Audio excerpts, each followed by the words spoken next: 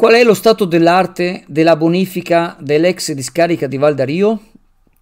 Dopo l'incontro conferenza stampa tenutasi a giugno in sala maggiore del Consiglio Comunale dell'anno scorso, a cui avevano partecipato il maggiore Papotto, capo divisione finanziaria della struttura commissariale, l'assessore della regione Veneto Roberto Marcato, anche ovviamente il sindaco di Chioggia Mauro Merao, era stato spiegato che l'area della discarica di Val d'Ario sarebbe stata bonificata dall'amianto.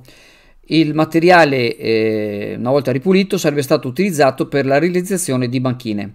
Il costo dell'operazione preventivato era di circa 30 milioni di euro, a cui si dovevano aggiungere altri costi della bonifica. Premesso che l'intera area è coperta da una struttura, ma apparentemente è tutto completamente fermo da molti mesi. Anzi, ci sono due parti del capannone che è stato danneggiato dal maltempo e non si vedono da tempo attività di riparazione. La gabola, passateci il termine, dovrebbe essere la necessità di rifinanziare l'intervento, che già costa una valanga di milioni, per la notevole quantità di amianto ritrovato.